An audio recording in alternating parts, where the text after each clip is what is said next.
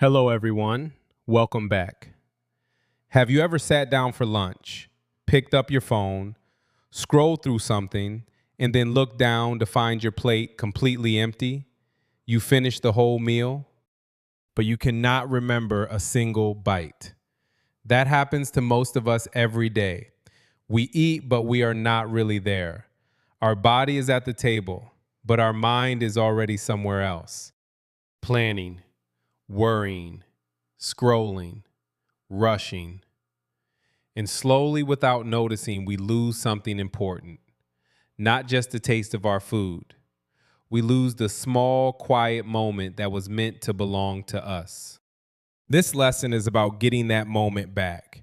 It is for English learners who want more than words.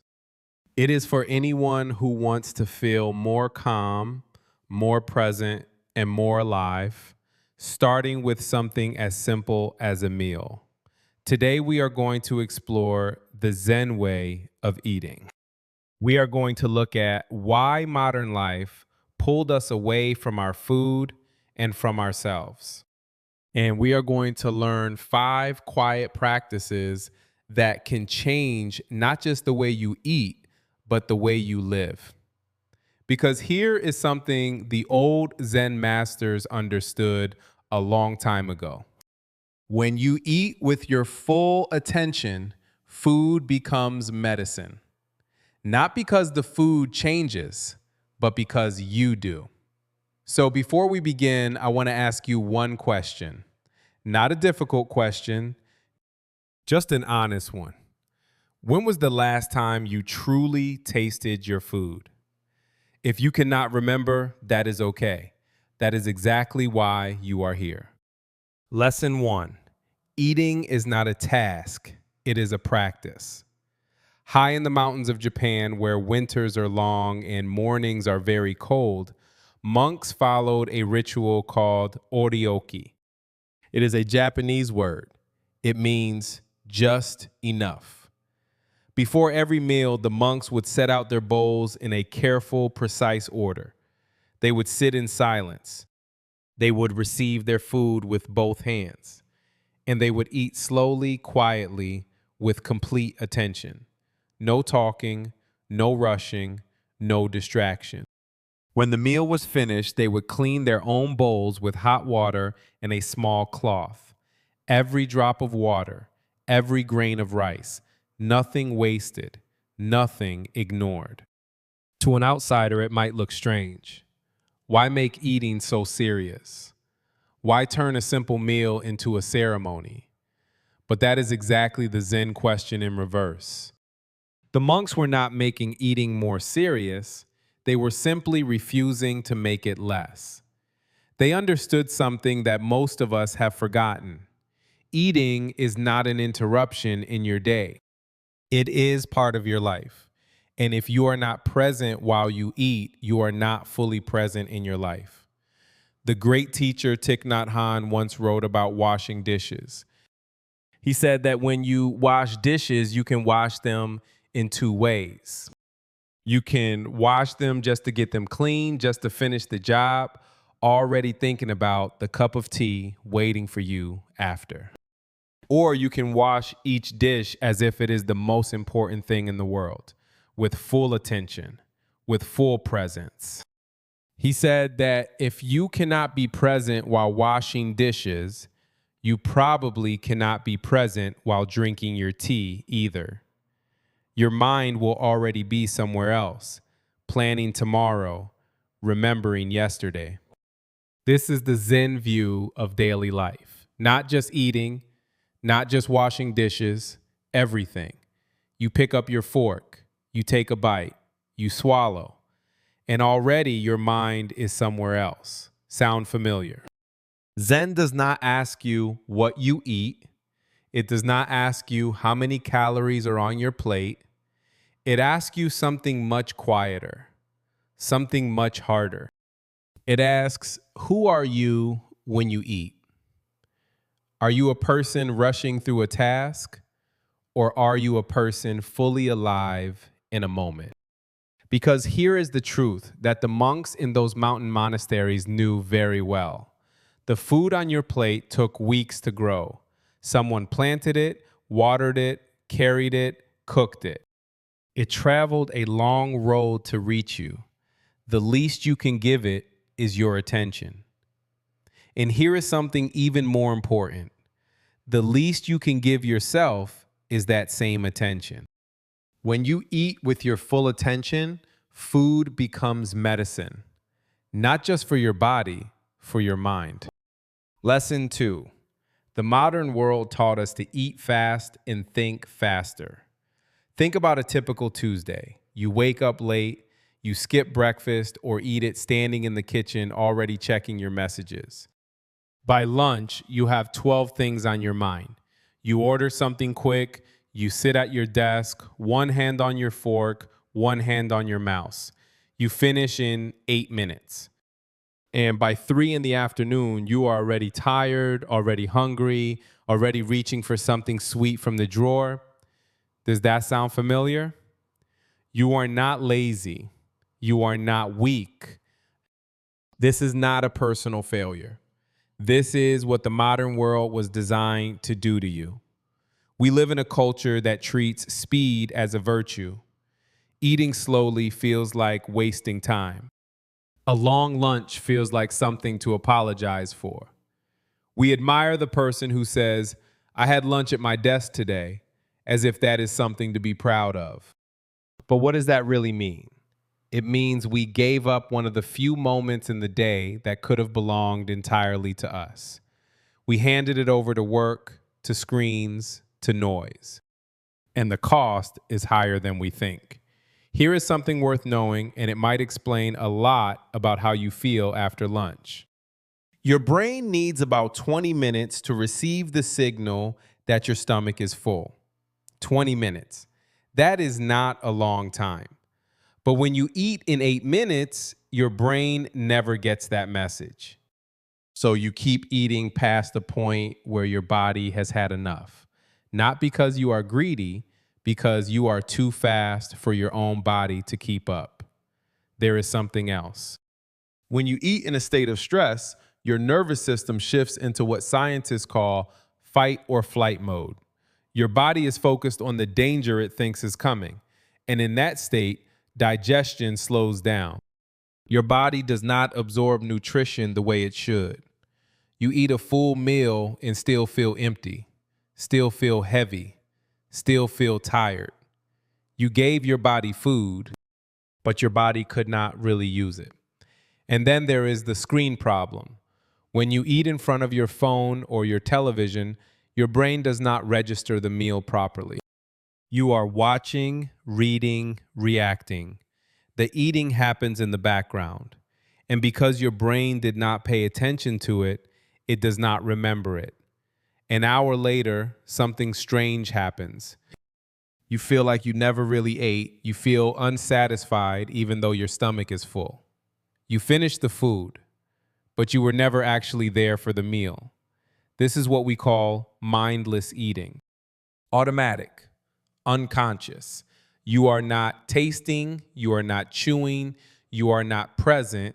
You are just processing calories while your attention lives somewhere else entirely. And over time, this disconnection grows. You stop trusting your own hunger. You stop recognizing when you are truly full. You start using food to manage your mood, your boredom, your anxiety without even realizing you are doing it. The Zen Masters would not be surprised by any of this. They would simply say, "You have forgotten how to arrive." Arriving means bringing your whole self to where you are, not your body in the kitchen and your mind at the office, not your hands on the table and your eyes on a screen. All of you, here, now. The meal is not the problem. The absence is. Lesson 3. Sometimes we are not hungry for food. We are hungry for something else. Picture this. It is a Friday evening. You had a hard week.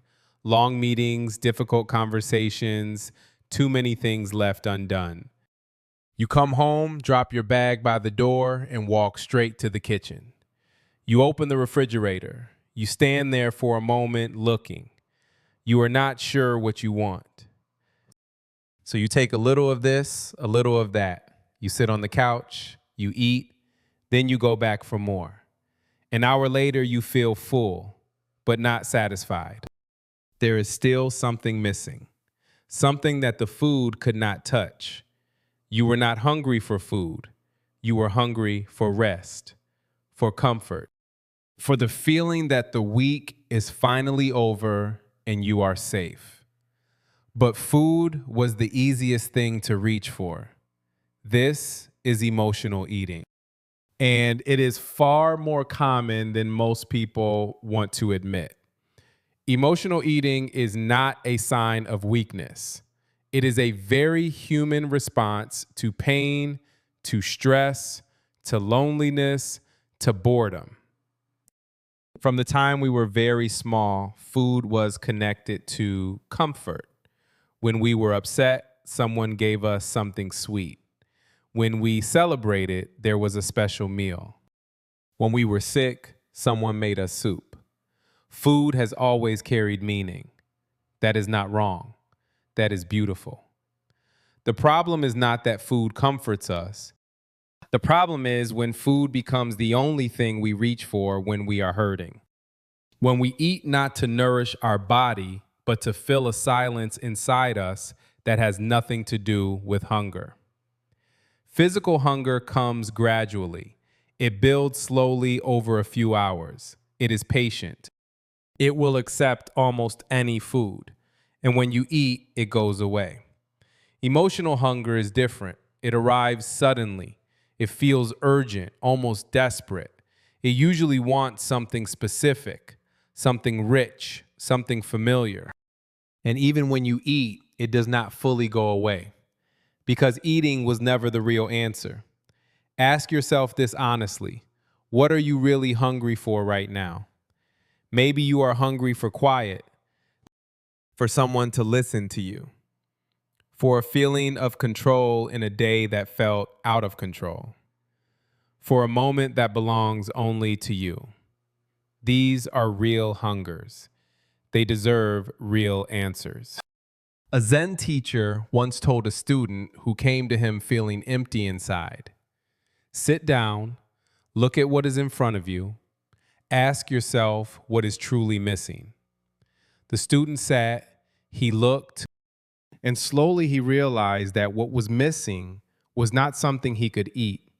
It was attention, his own attention to his own life. This is the deeper work of mindful eating. It is not just about chewing more slowly. It is about learning to pause before you eat and ask a simple question. Am I hungry in my body, or am I hungry somewhere else? You do not have to answer perfectly. You do not have to solve everything in that moment. Just the act of asking the question begins to change something. Because when you start to notice the difference between feeding your body and filling a void, you begin to treat yourself with more honesty, more kindness, more care. You stop punishing yourself with food. You stop rewarding yourself with food. You start simply nourishing yourself. And slowly, very slowly, the relationship between you and what you eat begins to shift. Food is no longer the enemy. It is no longer the reward.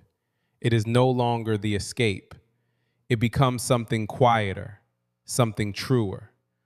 When you eat with your full attention, food becomes medicine.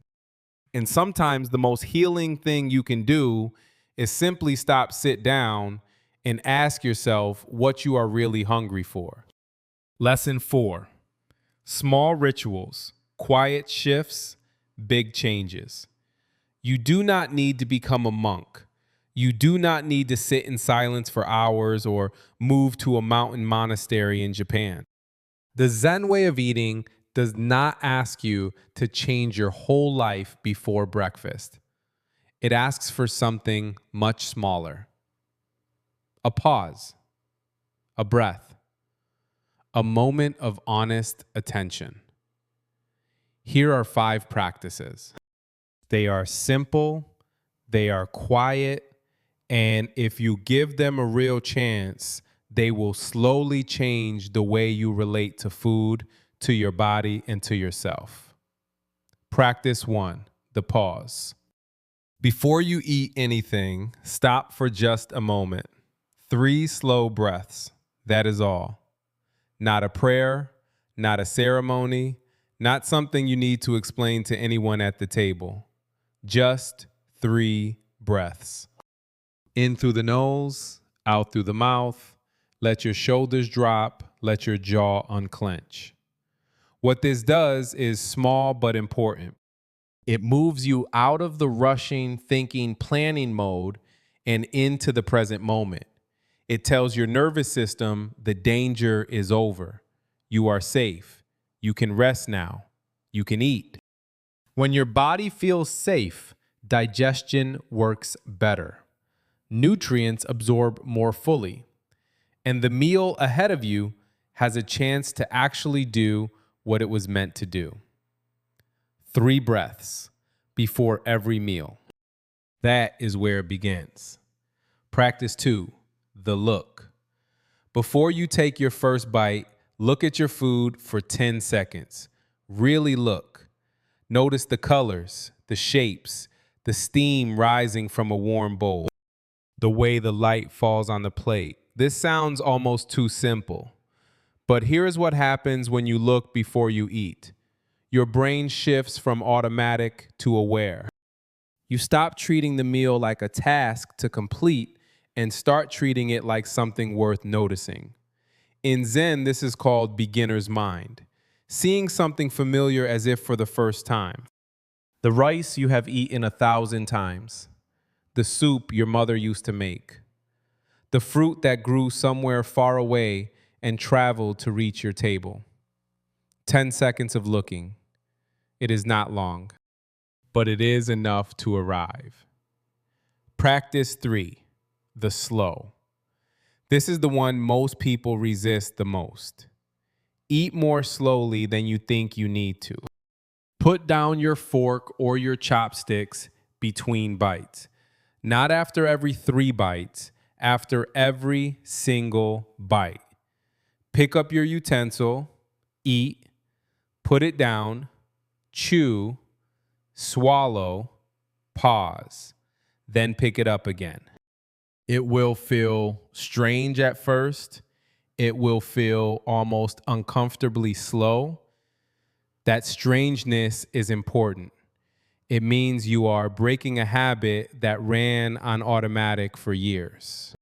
Chewing slowly gives your body time to catch up with your eating. It gives your brain time to receive the signals your stomach is sending. And it gives you time to actually taste what is in your mouth, which is, when you think about it, the whole point of eating. You are not just fueling a machine. You are experiencing a meal. Practice 4, the silence. This one is short to explain, but long to master. Once a week, eat 1 meal without any screen, without any music, without any background noise. Just you and your food. Not every meal, just one. Once a week. For many people, this practice is the hardest one. Silence feels uncomfortable. We have trained ourselves to always have something, to listen to something, to watch something, to distract us from the simple act of being with ourselves. But that discomfort is worth sitting with, because on the other side of it, something opens up. You begin to notice things you never noticed before. The sound of your own chewing, the texture of the food changing in your mouth, the way your hunger shifts as the meal continues.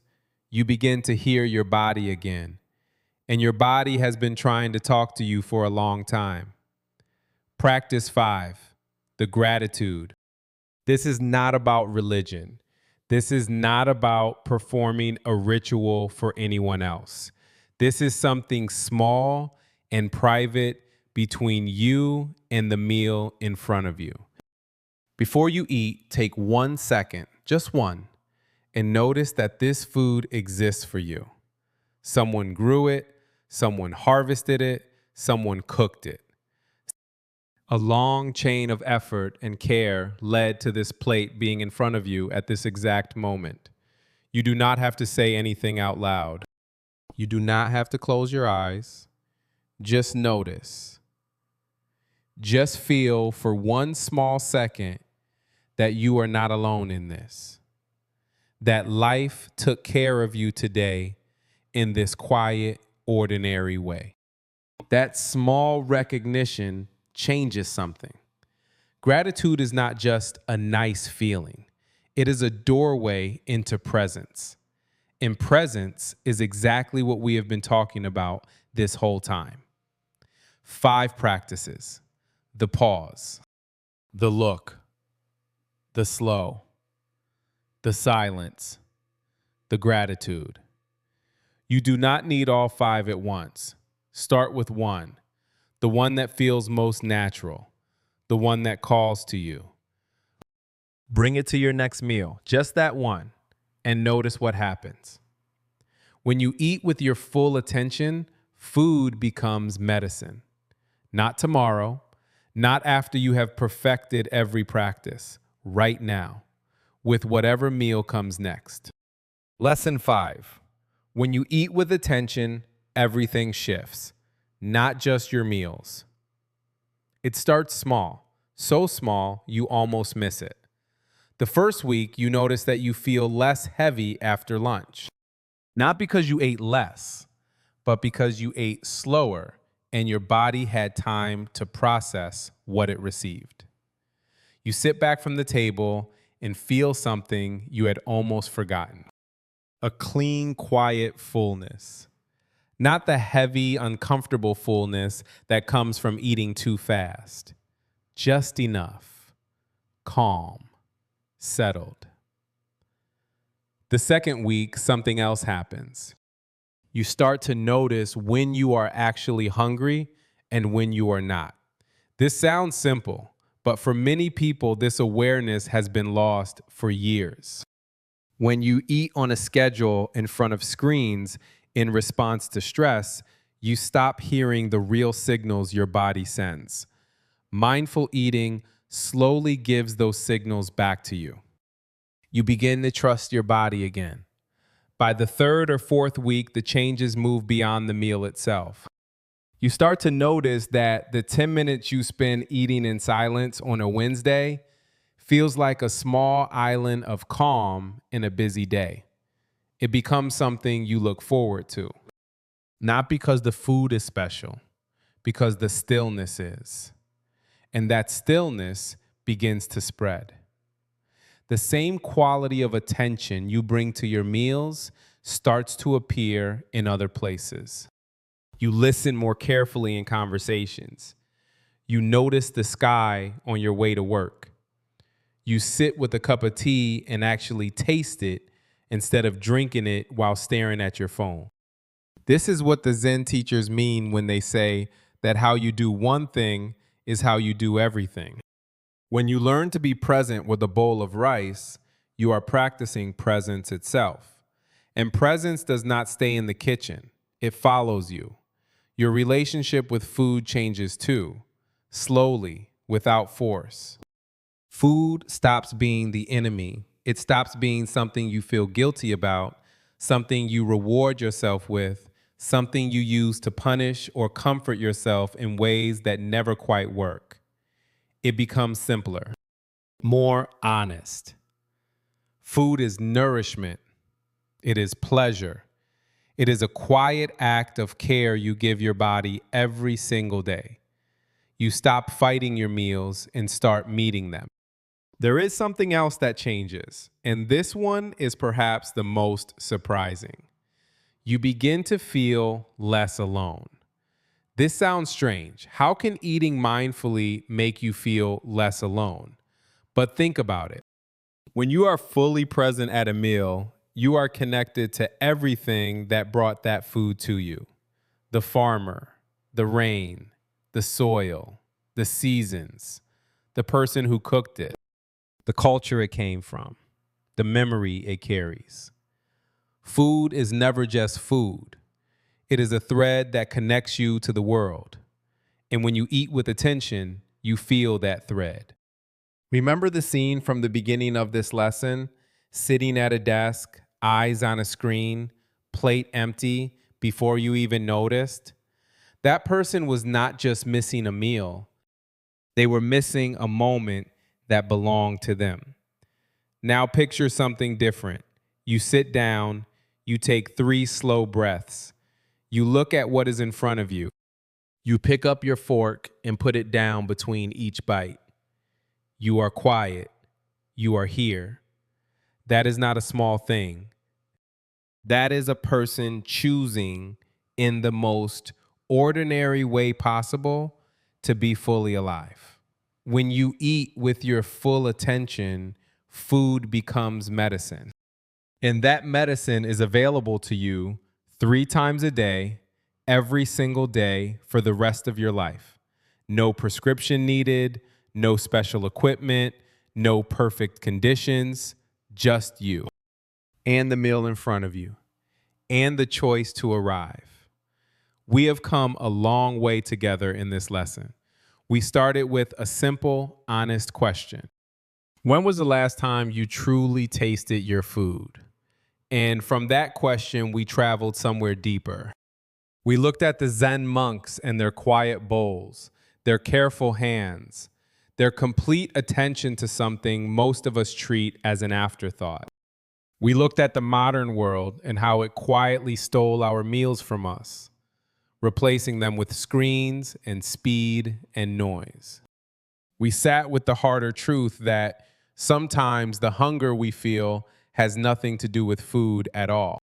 And we found 5 small practices, 5 quiet doorways that can bring us back to ourselves one meal at a time.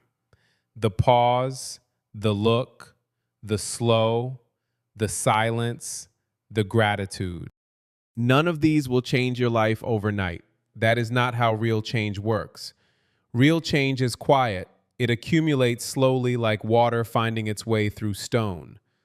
One mindful meal does not transform you, but one mindful meal and then another begins to build something new inside you.